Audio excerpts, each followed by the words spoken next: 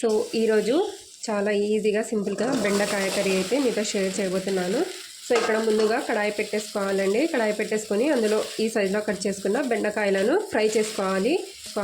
కడాయి పెట్టేసుకొని అందులో ఈ సైజులో కట్ చేసుకున్న బెండకాయలను ఫ్రై చేసుకోవాలి. ఆయిల్ లేకుండానే వీటిని బాగా కలర్ చేంజ్ అయ్యేంత వరకు ఫ్రై చేసుకోవాలి. సో ముందుగా ఇలా ఫ్రై చేసుకుంటే బెండకాయలను ఎక్కువగా జిగురుగా లేకుండా ఉంటుంది కర్రీ. హై ఫ్లేమ్లోనే ఫ్రై చేస్తున్నాను.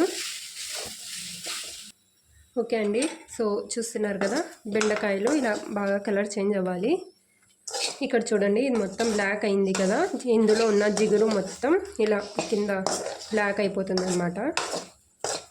సో ఇప్పుడు వీటిని తీసి పక్కన పెట్టేసుకుందాం.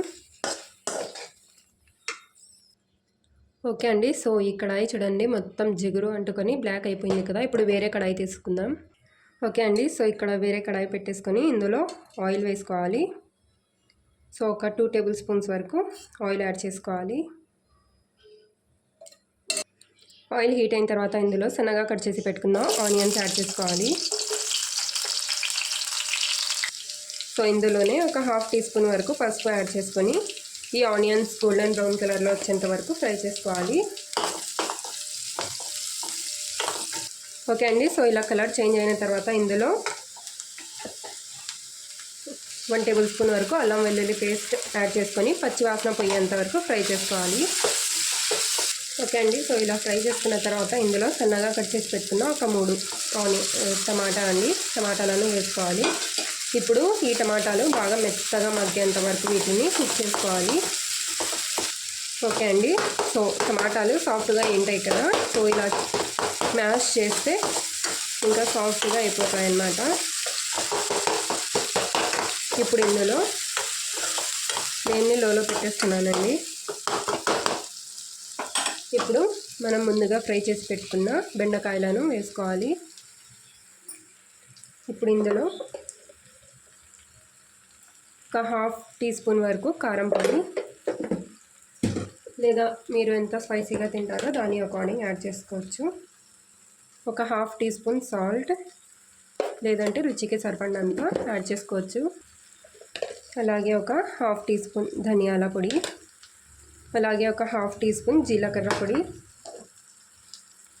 ఇందులోనే ఒక 2 టీ స్పూన్లు ఎండు కొబ్బరి పొడి. ఓకే అండి, సో ఇవన్నీ వేసుకొని ఒకసారి బాగా మిక్స్ చేసుకోవాలి. ఓకే అండి, సో మొత్తం ఇలా మిక్స్ చేసుకున్న తర్వాత ఇందులో వాటర్ యాడ్ చేసుకోవాలి. సో ఇక్కడ ఒక 1 కప్ వరకు వాటర్ అయితే యాడ్ చేశాను. ఫ్లేమ్ని హైలో పెట్టేశాను. ఇప్పుడు మళ్ళీ ఒకసారి దీన్ని బాగా ఇలా మిక్స్ చేసుకొని కవర్ చేసి లిడ్ పెట్టి పెట్టేయాలండి. మధ్య మధ్యలో తీసి మిక్స్ చేస్తూ ఉండాలి. ఓకే అండి, సో లిడ్ పెట్టేయాలి, మధ్య మధ్యలో తీసి మిక్స్ చేస్తూ ఉండాలి. ఓకే అండి, సో మీడియం ఫ్లేమ్లో పెట్టుకొని కుక్ చేసుకోవాలి. వీటిని ఇలా మధ్య మధ్యలో లిడ్ తీసి మిక్స్ చేస్తూ చూస్తూ కుక్ చేసుకోవాలి.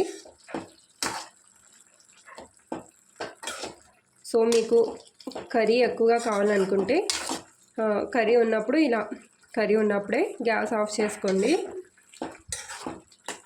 లేదు అనుకుంటే ఇంకొంచెం ఈ వాటర్ మొత్తం ఇంకిపోయేంత వరకు కుక్ చేసుకోండి.